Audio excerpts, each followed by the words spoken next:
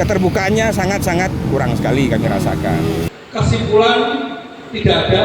Nah, selama 2 tahun ini tidak terlibat sama sekali. Di sini bukan tempat ngambil solusi. Tahu-tahu anggaran sudah disahkan. Timbang ketabrak Jumatan, mungkin saya kira ini cukup waktunya. Plannya itu ternyata ada kesenjangan yang sangat jauh antara gaji karyawan dengan gaji direksi. Iya kok caranya nyusun RKAP sih bener. Wes bener rumusnya dhewe. Kaya musren bank to lho.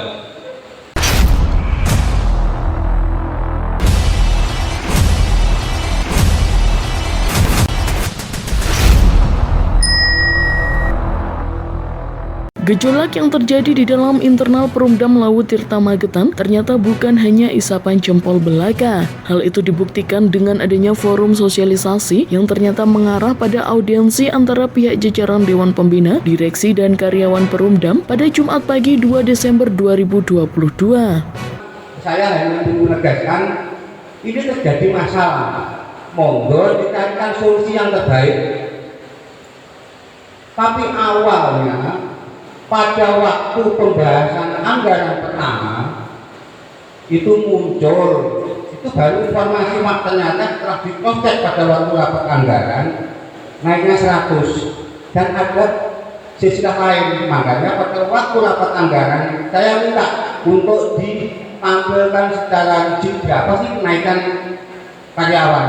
Akhirnya semua karyawan tahu antara staf dan antara direksi. Perbedaannya seperti itu, lah itulah akhirnya muncul hal seperti ini. Jadi pada intinya untuk pembahasan ke depan saya harapkan, maaf saya tidak ikut karena sudah pensiun, saya harapkan untuk tahun ke depan monggolah untuk melibatkan semua paling minimal itu paling tidak kacap maupun kabrak. Nah selama 2 tahun ini tidak terlibat sama sekali. Tahu-tahu anggaran sudah disahkan. Di gedung pertemuan kantor Perumdam Lawu Tirta Magetan, audiensi tersebut berlangsung kurang lebih selama 1 jam dengan pembahasan penyampaian ketidakpuasan sejumlah karyawan terhadap direksi internal Perumdam yang dinilai tidak transparan. Audiensi berjalan cukup tertib, namun terbatasnya waktu karena menjelang sholat Jumat menjadikan sejumlah karyawan menjadi tidak puas karena dinilai audiensi hanya dijadikan forum klarifikasi, bukan forum untuk mencari solusi. Ketidakpuasan sejumlah karyawan dibuktikan saat jalannya audiensi, sering terdapat lontaran sorakan atau teriakan memprotes jalannya audiensi yang disinyalir jalan di tempat karena dari pihak internal direksi Perumdam Lawu Tirta sendiri tidak mau angkat bicara memberikan tanggapan terhadap sikap protes para karyawan. Jangan menyusun sendiri. Piye kok caranya nyusun RKAP sih bener. Wes bener rumusnya dhewe. Kaya musren bank to lho. Mulai desa sampai kabupaten itu semua terkait. Nyesewu PDAM itu tidak bisa dibahas oleh karyawan PDAM sendiri. Minimal melibatkan Mbak Nur, minimal melibatkan Dewas, minimal melibatkan Pak Bupati.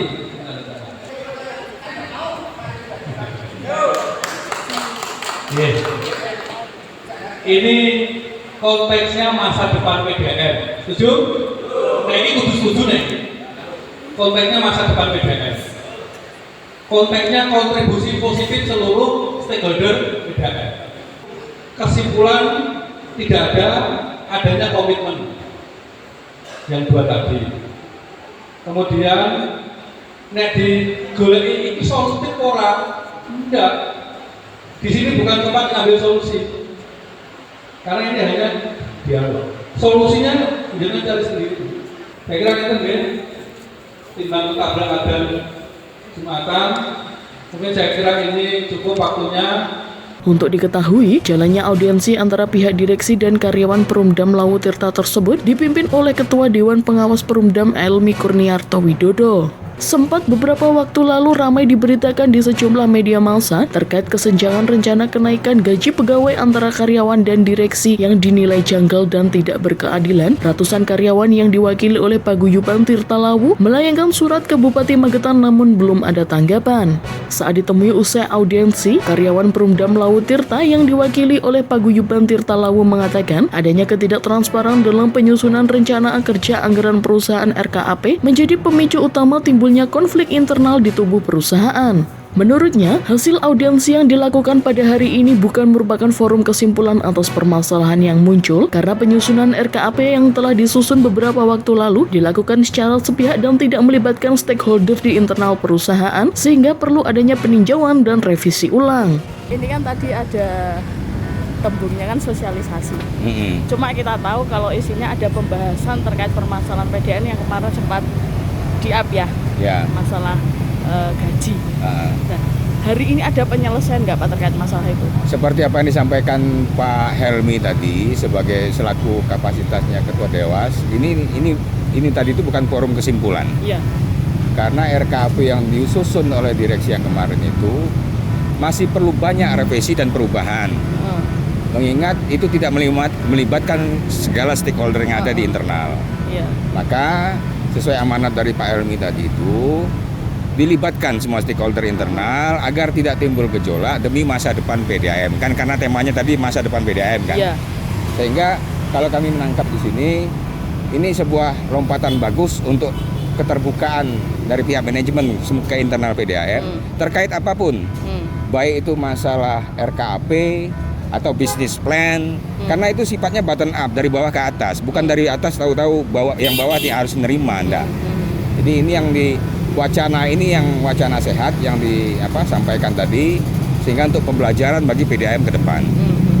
Terus Pak terkait dengan permasalahan kemarin dari pihak direksi sendiri sudah memberikan solusi atau tanggapan belum Pak yang dari tuntutan teman-teman? Sampai detik ini kita masih kayak yang disampaikan senior tadi ya. Senior kami Pak Pur, ada dua arah prinsip yang dalam khusus pembahasan ini berbeda. Artinya ini memang harus dipersatukan dalam diskusi selanjutnya. Tidak hanya cukup sampai di sini. Yang perlu digarisbawahi, RKAP itu bukan kitab suci. Lawang undang-undang saja masih bisa diamandemen, apalagi RKAP. Ini kan baru proyeksi ke 2023 nanti. Nah, karena proyeksi ini bisa naik, bisa turun tergantung kepada seluruh stakeholder yang ada di internal PDAM.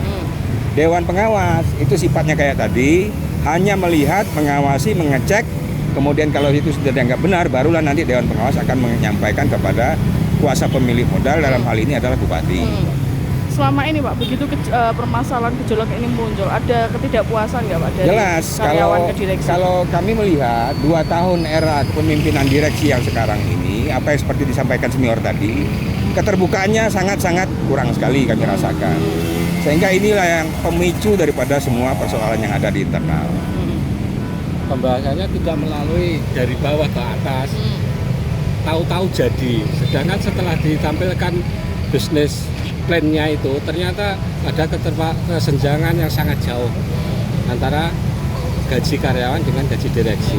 Namun sekarang ini sudah terlambat untuk merevisi itu, waktunya sudah tidak ada. Ya, jadi mau tidak mau kita harus menerima apa yang sudah jadi ini, melanjutkan untuk tahun 2023. Tapi tetap membuka peluang untuk diadakan sebuah revisi atau perbaikan. Karena itu nanti kan ke depan itu kan kita belum sampai ke sana, kita masih dalam perjalanan. Nah, di dalam perjalanan ini kalau memang itu sekiranya perlu direvisi, ya kita revisi secara internal demi untuk tadi masa depan PDAM yang lebih baik. Lebih lanjutnya, yang perlu menjadi catatan bahwa 2 tahun masa kepemimpinan Direksi Perumdam Lawu Tirta yang baru, banyak kebijakan yang dibuat dengan sepihak, artinya tidak ada keterbukaan atau ketransparan, sehingga hal tersebut memunculkan sebuah dugaan adanya sistem organisasi yang tidak sehat yang terjadi dalam internal perusahaan yang dapat membawa dampak buruk bagi karyawan yang berada di bawah. Di sisi lain, Ketua Dewan Pengawas Perumdam Elmi Kurniarto Widodo mengatakan adanya gejolak di tubuh perusahaan terjadi karena adanya kesalahpahaman dan miskomunikasi antara pihak direksi dan karyawan, sehingga dengan adanya forum ini dijadikan sebagai sarana untuk berkomunikasi, mencari solusi sehingga dapat menemukan titik terang dari permasalahan yang ada. Saat akan dimintai konfirmasi usai audiensi, Direktur Umum Perumdam Lawu Tirta Suci menolak untuk diwawancarai dengan beralasan sedang sibuk mempersiapkan rapat. Kalau menahai ya enggak ya. Jadi karena semua yang ada akan dilakukan oleh sebuah perusahaan ini itu kan semua berbasis rencana kerja. Namanya RKAP. Dan mekanisme penyusunannya itu sudah dilakukan sejak Agustus. Tahapannya panjang. Yang istilahnya saya jembatani juga enggak, artinya gini. Karyawan memandang ada tahapan yang kurang tersosialisasikan atau akhirnya ada pendapat ada suudon, ketidaklancaran komunikasi. Nah, setelah terbuka semua, artinya sudah ada kesepahaman.